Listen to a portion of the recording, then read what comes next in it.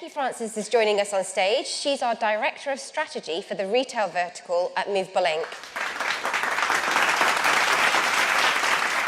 Hello, everyone. Thank you so much for joining the session today, and I hope you're all having a fab day so far. My name's Becky. I'm Movable Inc's Director of Retail Strategy, and I'm here to talk to you today about how brands can harness the power of AI and automation. Now, automation is certainly not a new topic. We've heard a lot already today about it, but we do find ourselves entering a new age of AI-powered solutions, and within that, there is a real opportunity to rethink how we approach email marketing. As it stands today, the email production process is inherently wasteful, and I feel very lucky to follow up after Chrissy and Ellie spoke earlier, because they've really spoken about how that process is cumbersome and wasteful right now. Here's a simplified but pretty typical version of that production process that I'm sure is very familiar to a lot of you in the room. Firstly, we have a planning phase. We move on to a production stage. We spend time on segmentation. And then finally, post-deployment, we measure performance. So why is this inherently wasteful? Well, within each stage of that production process, there are a number of areas where the effort we put in is not commensurate with the value that we can derive. Firstly, no matter how much we plan, we're often still subject to those last-minute changes. That could be changes from the merchandising team. Maybe we had to address last-minute inventory challenges, or my personal favorite, we have to send an unplanned last-minute email because we've got targets to hit. And then the work required to produce all of those messages is also full of waste. So those creative assets that we spend so much time curating, they're normally used once, maybe twice, if we're going to redeploy an email campaign, but then they're quickly forgotten about. Subject lines are often arbitrarily written, and we also spend a lot of time coding and recoding emails that generally look the same. Segmentation also takes up a lot of time, even though only 15 to 20% of our audience on average will open a batch email campaign. And we don't always know when a subscriber is going to engage with us, or even how frequently they want to hear from us. So our segmentation efforts are somewhat limited as a result of that. And lastly, when it comes to measurement, there's been no real change to the KPIs that we use to measure email performance since the early 2000s. So we're still mostly focused on opens and certainly on clicks, conversion rate as our primary metrics. And even through the lens of those KPIs, we have real difficulty applying the learnings from each individual deployment, because by the time this campaign launches, there's really no capacity to analyze and pull insights before the next campaign needs to be sent out the door. So it's no surprise that measurement is the area throughout this process where marketers spend the least amount of time, even though it's arguably the most important step. And the importance of that measurement step becomes even clearer in the context of these numbers. So click rates are on a downward trend. This is data from the DMA, and it shows click rate declines for total email, but actually more notably for retail email as well, which is the darker purple line that you can see there. So, you know, those pandemic days when everyone was stuck at home and engaging with your campaigns, they're well and truly over, and we saw click rates hit a new low of 1.2% last year. There are lots of reasons behind this, from the inbox being oversaturated with brands sending more and more, to the fact that that increase in sends is really not aligned with customers' mindsets and purchase cycles, especially during a challenging economic climate. But the key takeaway from statistics like this is not only is the email process wasteful and cumbersome for our teams, but the output of our current ways of working is also not performing. So, bringing that all together, the challenge becomes really clear. Getting an email out of the door is difficult. Generating a single, personalized experience requires this extensive choreography across different teams and systems and people. Scaling personalization within those campaigns becomes almost impossible, and customers are tuning out and engaging less as a result of that. So how can we fix this broken process and in turn improve our performance? Well, the answer lies in the advancements that have been made possible as a result of technology to the email process. So we've come a long way from these fully coded top-to-bottom messages, then through to the use of statically coded partials, to today. Today's innovators are leaning into rules-based modules that are dynamic for each individual. However, tomorrow's innovators are leaning into AI-powered content where the marketer and the machine can work together to address all of the challenges that make one-to-one personalization difficult. And it's the combination of these two strategies, automation and AI, that's going to reshape email marketing for retailers. So let's break these down, and we're going to start here with our rules-based modules.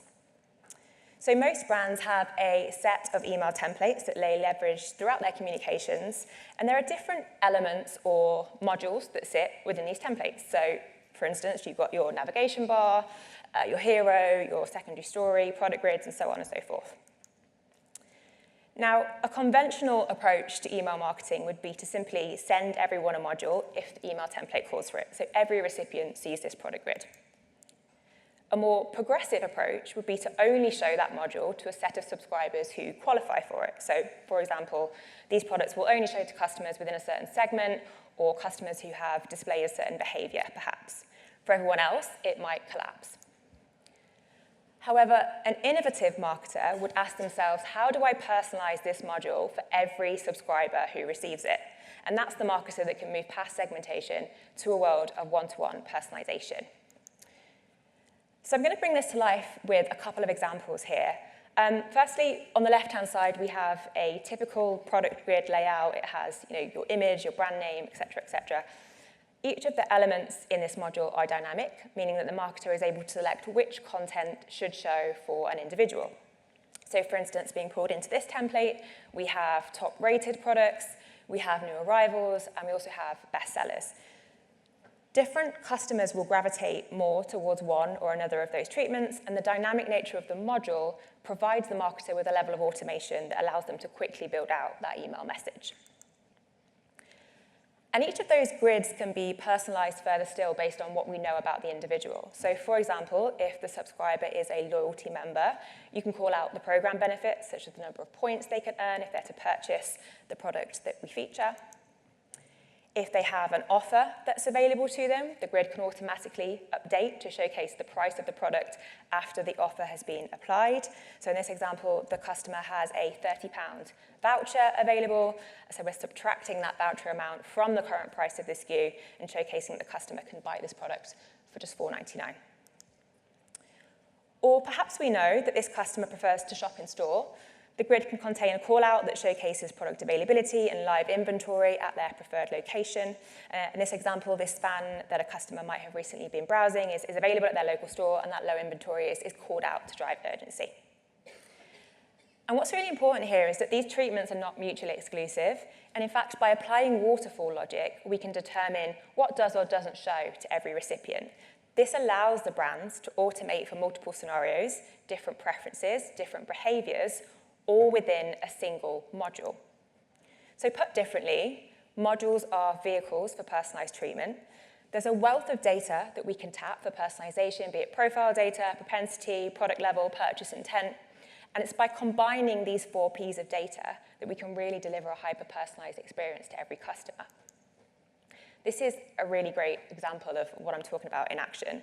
So in this module, you can see many variations of a message. They're all served in the top module of this batch email campaign. And these include things like cart abandonment, browse abandonment, loyalty tracker, and there are many, many others as well. So here, waterfall logic is applied so that the right message shows for each and every individual. So the marketer here has set rules to prioritize cart abandonment. So if a customer has left something in their cart in the last 14 days, that's the priority message that we want to show them. But if they don't qualify for that, which, let's be honest, is probably the vast majority of your recipients, there are a ton of other eligible messages that can and should be served in that same space. And note that even though it is the same section of the email, the same module, the entire slice and design changes out based on where the consumer is at in their path to purchase. Now, as progressive and as impressive as that example is, it is still bound to the fact that rules-based modules are set up by humans, and that's inherently limiting. Additionally, those rules often focus on reinforcement rather than discovery. So we're reminding customers of an item that they've already carted, or we're showing them product in a category that they've already purchased into. So this is where AI solutions can offer an evolution. We just spoke about rules-based modules and how they can power certain sections of the email, like your product grids. The fact is, the section of your email that is the single most visible part of the message is, of course, your hero module. The hero is normally what will dictate the subject line, it's normally what will determine your segmentation strategy, and most importantly as well, it's the part of the email that tends to get the most engagement. But it's also true that it's often quite overlooked when it comes to personalization. We spend a lot of time focusing on one-to-one product recommendations or making sure that this supporting story is targeted based on segment, but the hero, more often than not, tends to be one size fits all. So if we are focusing on achieving true one-to-one personalization and importantly, improving performance as a result of that, getting the hero right is really important. With AI, marketers are rethinking about how this part of the email is powered and allowing AI to select the best content for each individual from a library of assets. This essentially removes that segmentation step in the email production process because it allows the machine to decide who gets what content within that hero module. That also means there's no more needing to think about whether the email that we're sending Monday 9 a.m. needs to be a men's or a women's or a beauty email. The machine is going to make the best choice for the individual subscriber. That naturally means that the creative assets that you and your design team pour lots of energy into are no longer one and done. Instead, they can live as long as they can in a library so they can be shown to the right customer at the right time in their journey. And essentially, that removes that inherently wasteful element of content creation and it speeds up the email production process. And with this new approach, new creative level insights are also unlocked that help the marketer make better decisions to improve channel performance. And that means that we can move beyond simply focusing on those open click and conversion rates as our core KPIs.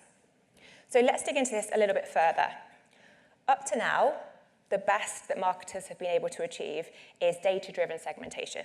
So at a really high level, that probably looks something like this. We use data to determine customer signals, and we use those signals to determine which campaign a customer should receive. So by that logic, we decide that someone who purchased beauty belongs in our beauty segment and so should get a beauty email and so on and so forth. Now, your own approach might be more granular than this example, but ultimately, segmentation is limiting. It puts people in a box, it reinforces prior behaviors, and it fails to account for how quickly customer behaviors are evolving. With AI, marketers can now break that mold and deliver the optimal creative to each individual. So, for instance, a customer that a brand might have segmented as a beauty shopper won't necessarily receive beauty content. The AI might identify that a men's creative is actually more relevant to a specific individual at a specific moment in time and serve that up instead. Likewise, the AI might find that a customer in the women's segment does in fact need to be served a women's creative at this moment in time, but within our library of women's creatives, we might have women's jackets, women's sweaters, and women's shorts.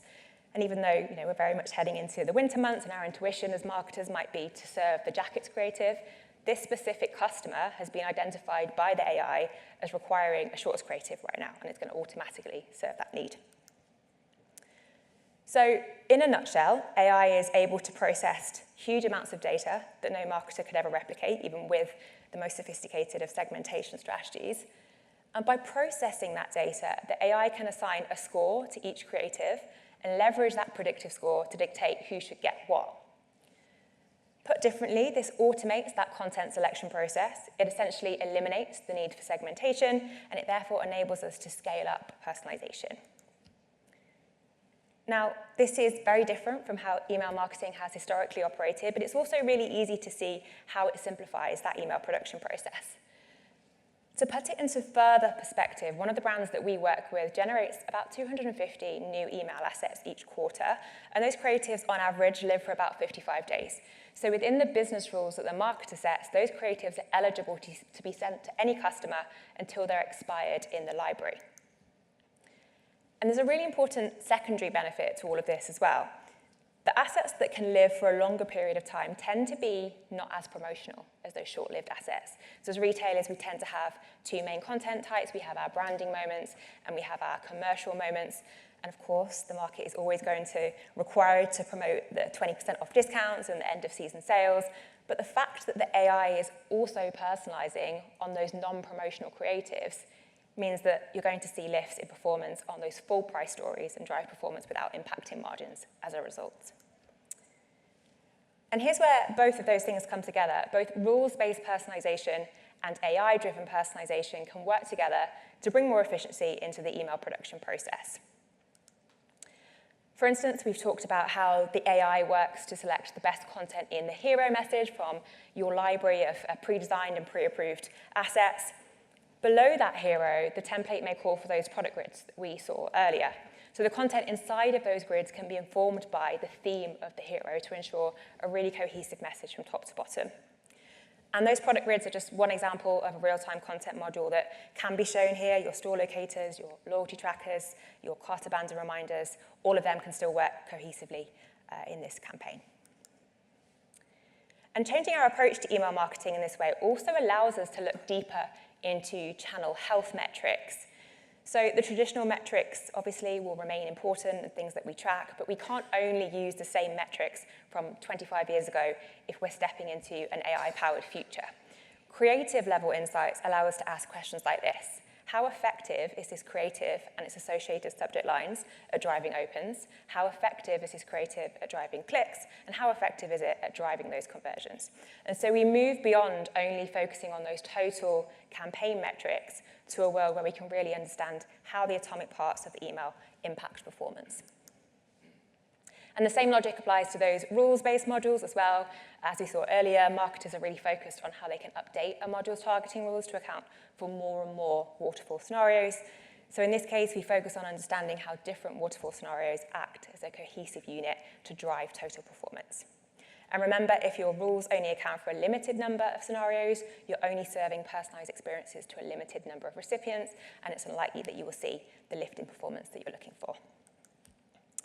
So I appreciate that was a lot of information, and now the only thing that's standing between you and lunch as well, so I'm going to wrap this up pretty quickly. But here's what I hope you have taken away from this session. The combination of AI and automation is going to allow brands to reshape their email marketing strategies. That means we no longer have to plan out an email calendar, we plan out a customer strategy. We no longer produce individual emails, we produce content libraries. We no longer focus on segments, we focus on individuals. And we no longer focus only on measuring total sent performance, but rather on how the content can drive results. So with that, I want to say thank you so much for listening. If you found any of the ideas or strategies shared today interesting or thought-provoking, please come and say hi or connect on LinkedIn. My QR code is right there. But thank you, everyone, and enjoy the rest of the summit.